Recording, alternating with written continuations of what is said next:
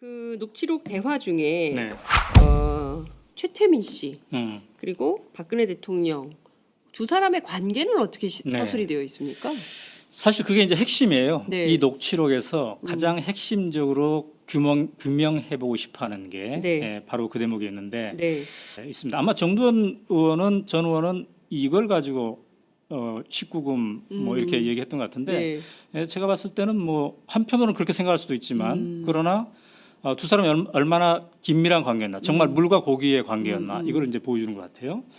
자, 찾아오게 되면은 은밀하게 만나야 될 거 아니겠습니까? 네, 네. 그래서 사람들을 다 피하게 하고 눈에 안 띄게 하고 온다는 연락이 오면 다 피하고 집 안에 있는 사람들. 눈에 띄면 거부가. 왜냐하면 그 최태민 집에 식구들이 많았잖아요. 예. 최순실도 있었고 최순득도 있었고 최순영도 있었고 예. 많았어요. 최순실도 있고. 네, 그러니까 그래서 자기도 나도 마당에 있다가 집 뒤로 피해줬다.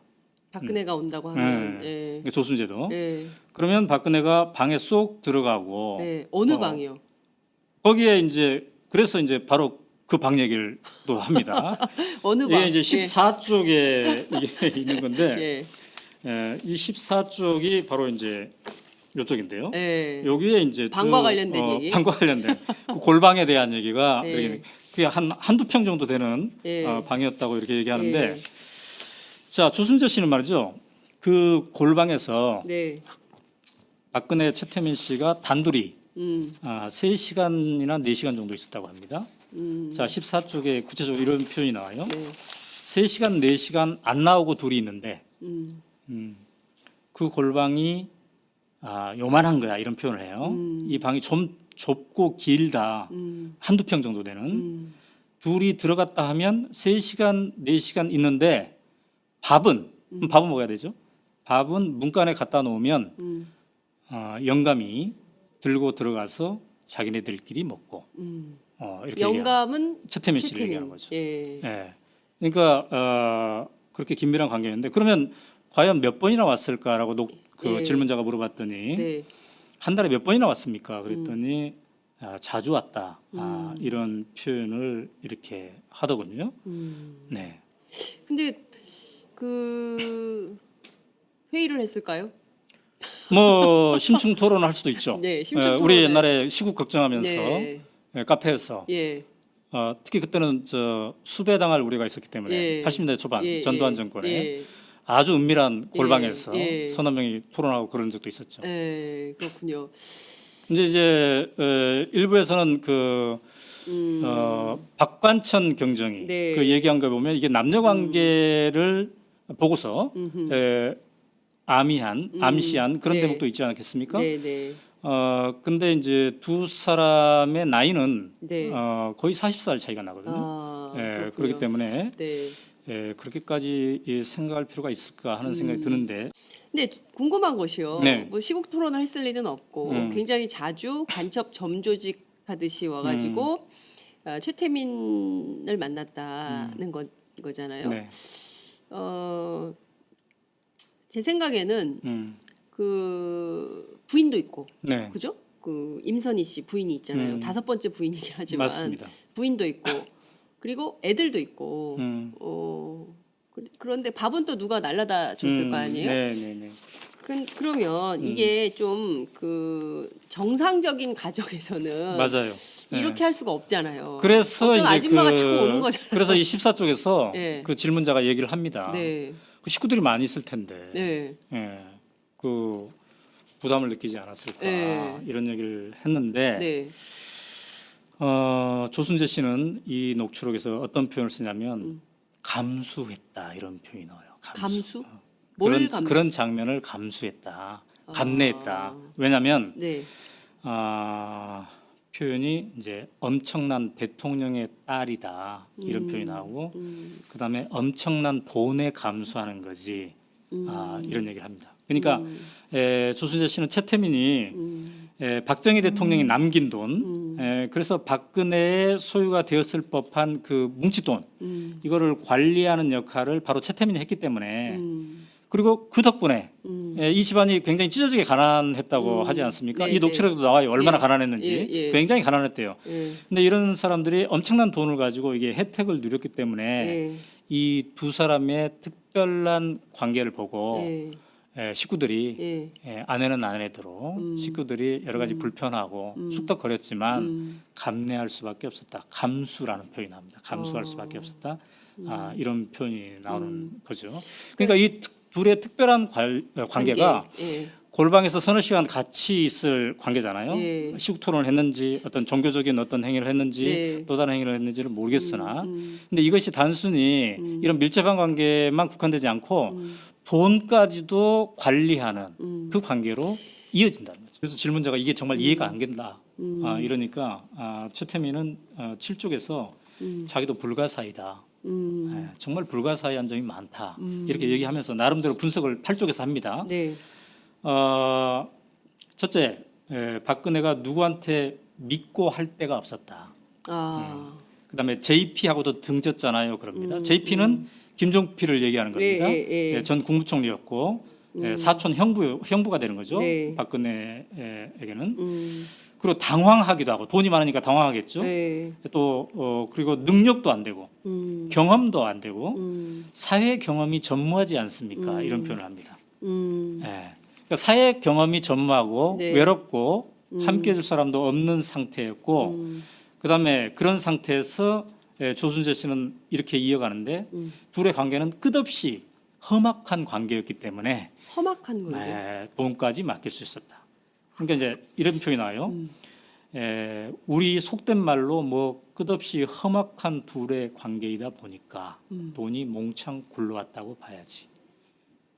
그건 관리 차원도 있고 복합적인 여러 요인이 있겠지. 이런 표현합니다. 그러니까 미스테리한 관계를 험악한 관계라고 얘기한 그런 거라고 볼 수가 있겠습니다. 자, 그래서 이렇게 하니까 이제 질문자가 묻습니다. 네. 참 묘하다. 어떻게 돈까지 만나냐. 어떻게 그렇게 마음을 한꺼번에 살 수 있었을까. 네. 그래서 질문자가 이렇게 물어요. 최태민은 참 대단한 사람이었습니까? 정말 우리도 놀라운 능력이 있는. 우리도 궁금하죠. 여기에 대해서 조순재 씨의 답이 참 재밌어요. 17쪽인데 대단하죠. 여자에 대해서는 이런 표현이 나옵니다.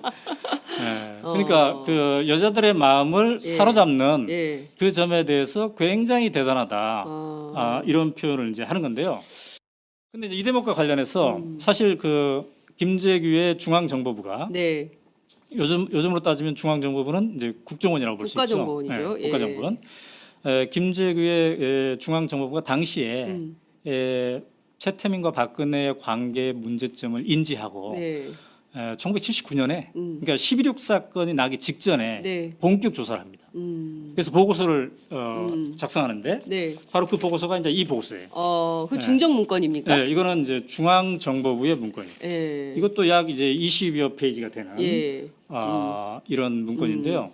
여기는 이제 최태민이 누구인가에서부터 시작돼 가지고 각종 비리 사항들 그리고 여자 관계들 이런 최태민의 여자 관계 이것도 이제 나오는데 조순재 씨가 여자에 대해서는 참 대단하지 않았습니까? 이렇게 얘기하잖아요. 근데 그 대목을 암시할 수 있는 해석이 될 수 있는 그게 이제 여기에 나와요. 어떻게 나와 있습니까? 거기. 근데 제가 이제 말로 옮기기에는 너무 민망해요. 참 민망한 그런 것들이 많은데 오늘은 조순재 녹취록에 대해서 얘기하기로 했기 때문에 이건 나중에 따로 한번 해볼 수가 있는데 제가 보니까 이 녹취록이 작성된 시점에서 최태민 씨는 66세였어요. 그 시점 그 시점에 66세. 1979년 당시에 66세. 근데 여기에 이제 거론되는 여성이 12명이 거론됩니다. 12명이 거론되는데 이 중에 제일 나이가 많으신 분이 51세 당시. 그다음 제일 나이가 어린 분은 이제 27세 이렇게 돼 있어요. 그러니까 다양한 여성들하고 관계가 있었다고 당시 중앙정보부는 조사를 했는데 물론 이게 이제 어느 정도 사실인지 우리가 알 길은 없죠. 굉장히 오래된 시간이고 또 이 중앙정보부의 조사를 재검증할 수 있는 방법은 없단 말이죠. 그러나 당시에 중앙정보부가 만든 이 파일을 보면은 오늘날 이 여자 문제 빼고 이 각종 비리, 사기 이런 인사청탁, 뭐 인사 개입 이런 것들을 보면은 우리가 요즘 뉴스에서 최순실이 국정농단을 하면서 겪었던 그 모든 것이 여기 다 담겨져 있습니다. 그 모든 사례들이. 예. 예. 그래서 그- 당시에도 박근혜를 앞세우고 예. 최태민은 이른바 비선 실세가 되어서 뒤에서 이런 행위를 했다고 봐야 되지요. 어쨌든 주한미 대사관이 2007년 한나라당 경선 때 혹시 박근혜가 대통령이 될지도 모르니까 본국에 보고를 하지 않습니까? 네네. 부대사가 보고를 해요. 이게 이제 이게 위키리크스를 통해서 최근에 우리에게 네, 이제 네. 알려지기 시작했는데 그때 어떤 표현을 쓰냐면 최태민이 박근혜 몸과 마음을 완전히 지배했다. 이런 표현이 나오죠. 요거를 우리는 액면 그대로 잘 이해가 안 되지 않습니까? 예. 그러나 이게 역사적으로 이 조순재 녹취록을 쭉 보다 보면은 이게 어떤 정황을 얘기하는 것인지 이게 우리에게 이제 알려지게 되는 건데요. 이제 제가 볼 때 이 역사를 거슬러 올라 보니까 분명한 것은 박근혜가 첫 만남에서부터 최태민에게 빠져든 건 사실입니다. 왜냐하면 최태민이 처음으로 이제 접근한 게 네. 1975년 2월경에 당시 유경수 여사를 잃고 외롭게 있는 박근혜에게 편지를 쓰지 않습니까? 예. 자기 꿈에 유경수 여사가 나타나서 너를 도와달라고 했다. 그녀를 도와달라고 했다. 그래서 3번이나 편지를 쓰는데 그래서 이 편지가 박근혜의 마음을 움직여서 결국 만나는데 그게 3월 6일 날 만나거든요. 당시에 1975년 2월 달에 편지 썼고 이제 3월 6일 날 만나는데 근데 놀라운 건 뭐냐면 한 달 보름도 안 돼서 네.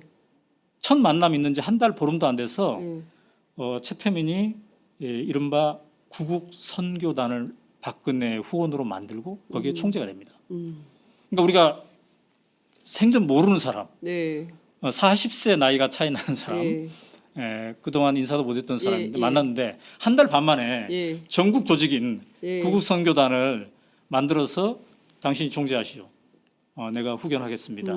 이런 얘기를 할 정도면 한꺼번에 확 빠져들었다고 볼 수가 있겠죠.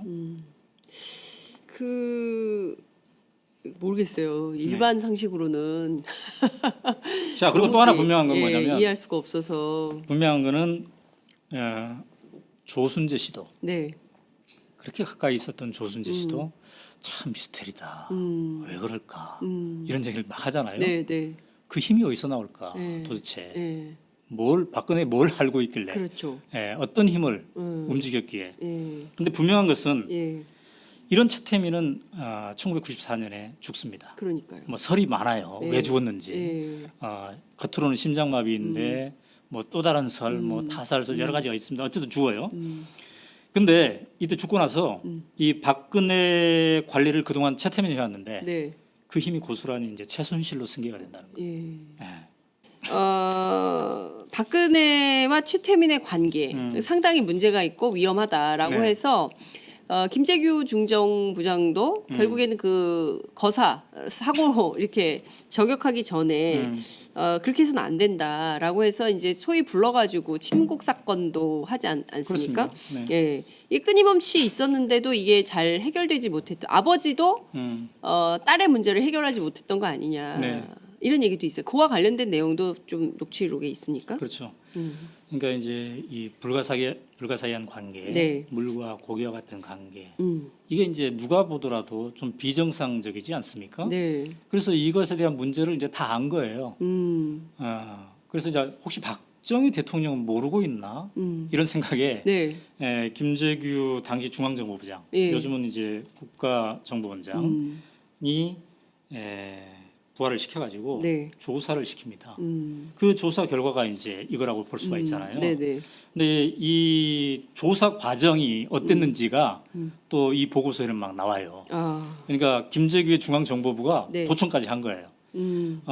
이 조순재 녹취록의 4쪽에는 뭐라고 표현되어 있냐면 조순재 씨가 자기네들끼리 사무실에서 얘기했는데 1분 만에 저쪽에서 안 돼요. 아, 김재규 중정에서 중앙정보부 쪽에서. 네. 1분 만에. 네. 그때도 도청 기술이 굉장히 그러니까 뛰어나죠. 그런 도청 혹은 스파이를 심었겠죠. 네. 근데 이걸 또 알고 박근혜와 최태민 쪽에서 중앙정보부에서 우리를 캐고 있다는 걸 알고 그쪽도 결사적으로 또 대결을 했다는 겁니다. 예, 표현이 이렇게 나옵니다. 4쪽에 박근혜와 최태민은 김재규를 결사적으로 씹었다. 저걸 두면 큰일 난다고. 예. 그러니까 두 세력 간에 이제 갈등이 그러니까 이를테면 이런 있었던 거네요. 겁니다. 최태민과 박근혜가 한편, 그리고 이제 중정. 그렇죠. 이렇게 해서 서로 싸우는 거죠. 네. 예, 네. 서로 죽여야 된다고 생각하는 네. 건가요? 이 지금의 그 박근혜 청와대에서도 예. 누가 비선실세 역할을 예, 차지할 예. 것이냐를 예. 가지고 이렇게 하지 그렇죠. 않습니까? 맞아요. 그런 거랑 이제 비슷하다고 볼 수가 있겠죠. 어쨌든 그런 과정을 통해서 바로 이 이제 보고서가 만들어지는 건데요. 이 보고서를 이제 박정희 대통령이 어쨌든 구두로는 듣고 네. 정말 사실인지 믿기지 않잖아요. 네. 그래서 이른바 이제 친국을 합니다. 예, 불러요. 왕이 예. 직접 예. 전에 이제 자기와 관련된 예. 친족이나 부하나 특별한 이 관리를 이제 이른바 조사하는 거잖아요. 예. 근데 그 자리에서 예. 중앙정보부의 국장도 배석하고 그랬는데 이 조순재 녹취록에 의하면 네, 네. 중앙정보부가 다 조사를 했는데 그 자리에서는 증거를 못 낸다는 거예요. 왜요? 그러니까 자기네들이 조사한 증거를 다 제시하면 박근혜는 그 자리에서 맞아 죽을 것이다. 아, 아버지한테. 예, 이런 생각을 이제 한 거예요. 예. 그다음에 또 한편으로는 예. 여기에 이런 표현이 나옵니다. 자식 이기는 아버지 없지 않습니까? 그러니까 자기네들이 증거를 제시했는데 네. 우리 그네한테 물어보니까 이게 사실이 아닌다고 하는데 너는 왜 거짓 정보를 가지고 이렇게 얘기하느냐 하면 작살나는 거예요. 이 중앙정보부 조직이. 예. 그러니까 이러지도 못하고 저러지도 못하니까 애매하게 예. 이거를 이제 버무렸겠죠. 예, 그래서 여기서 이제 최종적으로 진실 고백을 하면 오히려 그렇죠. 나한테 그게 그 해가 있을 수 있기 때문에 차라리 그냥 없는 걸로. 그런데 바로 예. 이 자리에서 예. 박정희 대통령이 우유부단한 모습을 보였기 때문에 10월 11.6 사건이 일어난 겁니다. 김재규가 총으로 이제 쏴서 죽이는 거죠. 예. 물론 김재규의 육성 녹음 최후 진술서를 지금 들어보면 예. 자유민주주의를 지키기 위해서 나는 독재자를 쏘았다 예. 이렇게 얘기하는데 예. 그 이후에 여러 가지 근거 중에 하나가 바로 예. 이 최태민 박근혜 관계에 대한 얘기를 하고 있는데요. 그게 항소 이유서에 네. 분명히 네. 적혀 있습니다. 항소 이유서에는 이렇게 적혀 있어요. 피고인 그러니까 김재규죠. 이런 비위 사실들 가지고 다 보고를 했는데 이런 일을 아무도 문제 삼는 사람이 없어서 자기가 박근혜 대통령에게 직접 보고를 했다. 그런데 대통령이 뭐 정보부에서 이런 것까지 하냐 이렇게 반문을 했대요. 그래서 놀랬다는 거죠. 자기 딸을 보호하려고 그런 거죠. 이런 대통령 태도를 보고 놀랬다는 거예요. 그래도 이제 사실을 알렸더니 자기가 직접 조사하겠다, 친국하겠다 해서 했는데 제대로 안 됐다는 거예요. 그런데 이 친국을 통해서 말이죠. 무슨 일이 발생했냐면 전에는 최태민이 구국 선교단의 총재였고 네. 박근혜는 그냥 후견인이었어요. 예. 근데 이 친국을 통해서 그래 그럼 박근혜 네가 공개로 나서라. 그래서 박근혜 총재를 하고 네. 최태민을 비선실세로 만든 거예요. 최태민은 뒤로 빠진 거예요.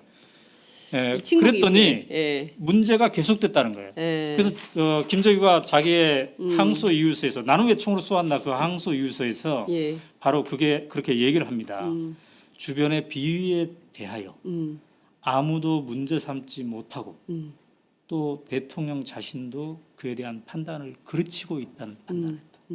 그래서 더 이상 안 되겠구나 이런 판단을 결심하는데 중요한 게 됐다는 거죠. 어쨌든 박근혜는 박정희 대통령 직접적으로는 1979년 10월 26일 밤에 궁정동 청와대에서 이른바 연회를 하다가 네. 김재규의 총에 맞아 죽었지만 이 배경적 원인을 따져보면 딸 박근혜와 최태민의 이 미스테리한 관계 이게 함께 있는 거죠. 이게 그 한편의 대하 드라마, 네. 대하 소설을 읽는 것 같은 느낌이 듭니다. 그러니까 시간은 한 48분 정도 흘렀는데 여러분은 어떠십니까? 이게 뭔가 좀 정말 가슴 아픈 슬픈 우리 현대사 독재자로부터 파생된 그리고 독재자의 딸의 달러부터 파생된 이 역사가 지금까지도 오고 있다는 생각이 좀 드는 건데요. 그 뒤에 박정희 사후에 전두환, 노태우는 좀 이 네. 고리를 끊어야겠다고 생각하지는 않았을까요? 그러니까 이게 심각한 내용도 게, 있어요? 예, 예. 심각한 게 예. 박근혜 대통령은 12.16으로 세상을 떠났는데 박정희. 예. 박정희는 예. 김재규 중앙정보부도 부장도 사형 집행을 당했는데 네. 박근혜 최태민의 관계는 계속됐다는 거예요. 음. 그렇게 문제 삼고 그렇게 단절하려고 했던. 음. 근데 그 후에 이제 군사 쿠데타로 전두환이 대통령이 되지 않습니까? 그렇습니다. 한때 전두환은 집권 초기에 좀 분리시키려고 했어요. 최태민을. 그래서 전두환이 박근혜로부터. 예, 예. 전두환이 그 최태민을 강원도 군부대로 보냅니다. 한두 달. 군부대. 예. 예. 그게 이제 13쪽에 나와요. 예. 박통 죽고 나서 전두환이가 군부대를 보내고 그랬는데 그러나 본격적으로 그네는 절대 건드리지 않았다. 신성시했다. 전두환이 그네를 그네는 신성시했다. 절대 건드리지 않았다. 예. 그 친구들이 재산 관계니 이런 거 조사한 거 없어요. 그때 조사를 했으면 많이 나왔을 텐데 이렇게 13쪽에 적고 있습니다. 그러니까 전두환의 입장에서는 최태민을 잠시 군부대에 한두 달 갖다 두면 좀 격리도 되고 그러면 또 이제 멀어지지 않을까 이런 생각을 했는데 그렇지 않았다는 거고요. 그다음에 전두환의 입장에서는 박정희 대통령 하면은 자기의 이제 군의 네. 선배이기도 하고 네. 굉장히 자기가 존경하는 이런 사람이었잖아요. 그의 딸 얼마나 또 이게 신성시했겠습니까? 그래서 함부로 예. 대하지 못하는.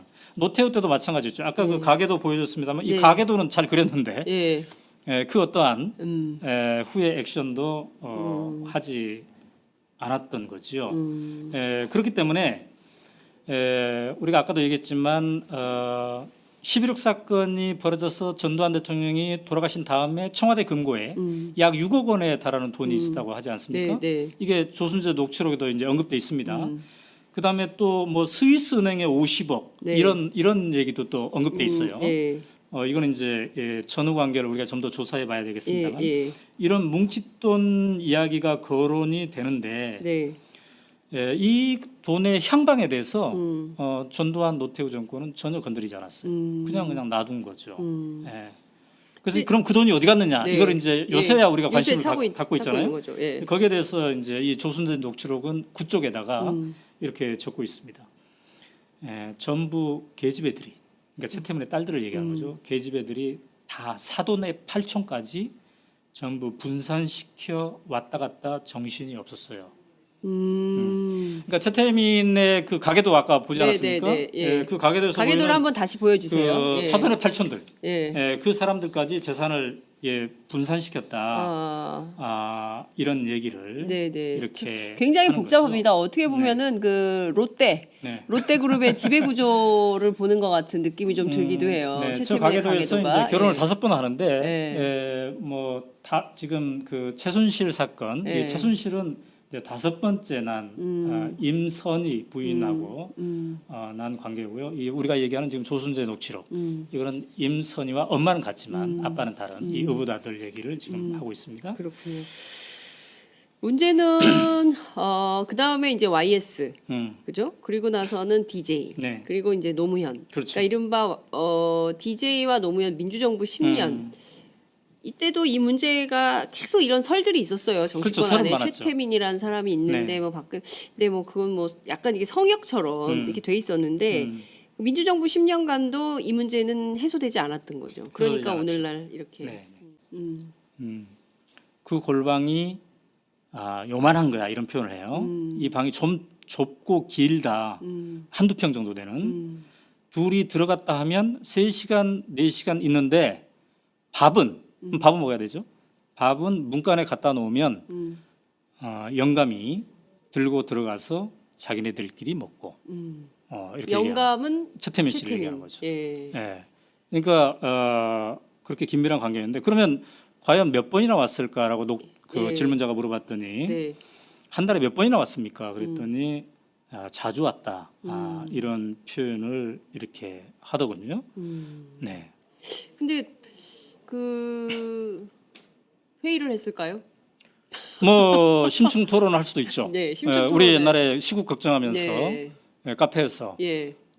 특히 그때는 수배당할 우려가 있었기 때문에 예. 80년대 초반 예, 전두환 예, 정권에 예. 아주 은밀한 골방에서 예. 서너 명이 토론하고 그런 적도 있었죠. 예, 그렇군요.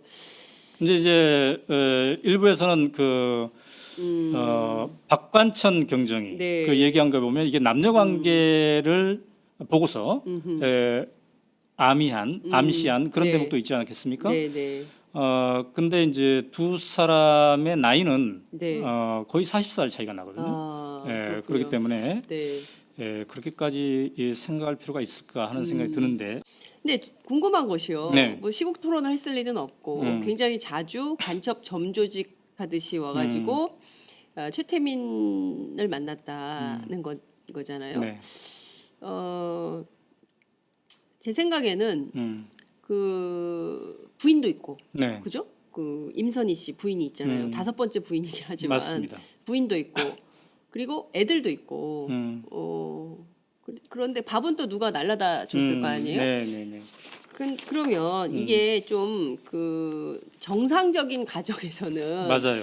이렇게 할 수가 없잖아요. 그래서 어떤 이제 아줌마가 자꾸 오는 거잖아요. 그래서 이 14쪽에서 네. 그 질문자가 얘기를 합니다. 네, 그 식구들이 많이 있을 텐데, 네, 그 부담을 느끼지 않았을까 네. 이런 얘기를 했는데, 네, 조순재 씨는 이 녹취록에서 어떤 표현을 쓰냐면 감수했다 이런 표현이 나와요. 감수? 뭘 감수? 그런 장면을 감수했다, 감내했다. 왜냐하면 네,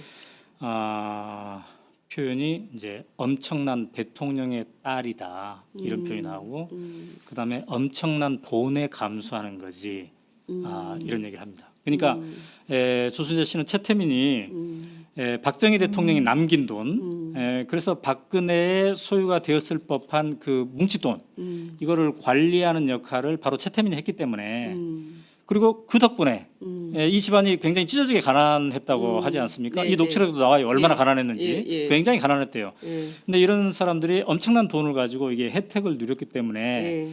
이 두 사람의 특별한 관계를 보고 예. 식구들이 예. 아내는 아내대로 식구들이 여러 가지 불편하고 쑥덕거렸지만 감내할 수밖에 없었다. 감수라는 표현이 나옵니다. 감수할 수밖에 없었다. 이런 표현이 나오는 거죠. 그러니까 이 둘의 특별한 관계가 예. 골방에서 서너 시간 같이 있을 관계잖아요. 예. 시국 토론을 했는지 어떤 종교적인 어떤 행위를 했는지 네. 또 다른 행위를 했는지를 모르겠으나 근데 이것이 단순히 이런 밀접한 관계만 국한되지 않고 돈까지도 관리하는 그 관계로 이어진다는 거죠. 그래서 질문자가 이게 정말 이해가 안 된다. 이러니까 최태민은 7쪽에서 자기도 불가사의다. 정말 불가사의한 점이 많다. 이렇게 얘기하면서 나름대로 분석을 8쪽에서 합니다. 네. 첫째, 박근혜가 누구한테 믿고 할 데가 없었다. 그다음에 JP하고도 등졌잖아요. 그럽니다. JP는 김종필을 얘기하는 겁니다. 전 국무총리였고 사촌 형부가 되는 거죠. 네. 박근혜에게는. 그리고 당황하기도 하고 돈이 많으니까 당황하겠죠. 네. 또 그리고 능력도 안 되고 경험도 안 되고 사회 경험이 전무하지 않습니까? 이런 표현을 합니다. 그러니까 사회 경험이 전무하고 네. 외롭고 함께 해줄 사람도 없는 상태였고 그다음에 그런 상태에서 조순재 씨는 이렇게 이어가는데 둘의 관계는 끝없이 험악한 관계였기 때문에 험악한 건데. 돈까지 맡길 수 있었다. 그러니까 이제 이런 표현이 나와요. 우리 속된 말로 뭐 끝없이 험악한 둘의 관계이다 보니까 돈이 몽창 굴러왔다고 봐야지. 그건 관리 차원도 있고 복합적인 여러 요인이 있겠지. 이런 표현합니다. 그러니까 미스테리한 관계를 험악한 관계라고 미스테리한 얘기한 그런 거라고 볼 수가 있겠습니다. 자, 그래서 이렇게 하니까 이제 질문자가 묻습니다. 네. 그 녹취록 대화 중에 네. 최태민 씨 그리고 박근혜 대통령 두 사람의 관계는 어떻게 네. 서술이 되어 있습니까? 사실 그게 이제 핵심이에요. 네. 이 녹취록에서 가장 핵심적으로 규명해보고 싶어하는 게 네. 바로 그 대목이었는데 네.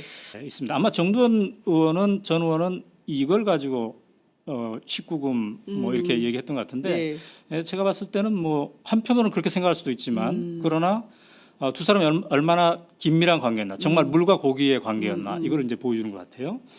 자, 찾아오게 되면은 은밀하게 만나야 될 거 아니겠습니까? 네, 네. 그래서 사람들을 다 피하게 하고 눈에 안 띄게 하고 온다는 연락이 오면 다 피하고 집 안에 있는 사람들. 눈에 띄면 거부가. 왜냐하면 그 최태민 집에 식구들이 많았잖아요. 예. 최순실도 있었고 최순득도 있었고 최순영도 있었고 예. 많았어요. 최순실도 있고. 예, 그러니까 그래서 자기도 나도 마당에 있다가 집 뒤로 피해줬다. 박근혜가 온다고 하면. 예. 그러니까 조순재도. 예. 그러면 박근혜가 방에 쏙 들어가고 예. 어느 방이요? 거기에 이제 그래서 이제 바로 그 방 얘기를 또 합니다. 어느 방? 이게 이제 14쪽에 이게 있는 건데 예. 이 14쪽이 바로 이제 이쪽인데요. 예. 여기에 이제 방과 관련된 얘기. 방과 관련된 그 골방에 대한 얘기가 예. 이렇게 그게 한두 평 정도 되는 예. 방이었다고 이렇게 얘기하는데 예. 자, 조순재 씨는 말이죠. 그 골방에서 네. 박근혜 최태민 씨가 단둘이 3시간이나 4시간 정도 있었다고 합니다. 자, 14쪽에 구체적으로 이런 표현이 나와요. 네. 3시간, 4시간 안 나오고 둘이 있는데 참 묘하다. 어떻게 돈까지 만나냐. 어떻게 그렇게 마음을 한꺼번에 살 수 있었을까. 네. 그래서 질문자가 이렇게 물어요. 최태민은 참 대단한 사람이었습니까? 정말 우리도 놀라운 능력이 있는. 우리도 예. 궁금하죠. 예. 여기에 대해서 조순재 씨의 답이 예. 참 재밌어요. 예. 17쪽인데 예. 아, 대단하죠. 여자에 대해서는 이런 표현이 나옵니다. 그러니까 그 여자들의 마음을 사로잡는 예. 그 점에 대해서 굉장히 대단하다. 이런 표현을 이제 하는 건데요. 근데 이제 이 대목과 관련해서 사실 그 김재규의 중앙정보부가 네. 요즘으로 따지면 중앙정보부는 이제 국정원이라고 볼 수 있죠. 국가정보원이죠. 네, 국가정보원. 김재규의 중앙정보부가 당시에 최태민과 박근혜의 관계 문제점을 인지하고 네. 1979년에 그러니까 11.6 사건이 나기 직전에 네. 본격 조사를 합니다. 그래서 보고서를 작성하는데 네. 바로 그 보고서가 이제 이 보고서예요. 그 중정 문건입니까? 네, 이거는 이제 중앙정보부의 문건이에요. 예. 이것도 약 이제 20여 페이지가 되는 예. 이런 문건인데요. 여기는 이제 최태민이 누구인가에서부터 시작돼 가지고 예. 각종 비리 사항들 아. 그리고 여자 관계들 예. 이런, 최태민의 여자 관계. 이것도 이제 나오는데 예. 조순재 씨가 여자에 대해서는 참 대단하지 않았습니까? 이렇게 얘기하잖아요. 네. 근데 그 대목을 암시할 수 있는 해석이 될 수 있는 네. 그게 이제 여기에 나와요. 어떻게 나와 있습니까? 중앙정보. 거기? 근데 제가 이제 말로 옮기기에는 너무 민망해요. 참 민망한 그런 것들이 많은데 오늘은 조순재 녹취록에 대해서 얘기하기로 했기 때문에 예.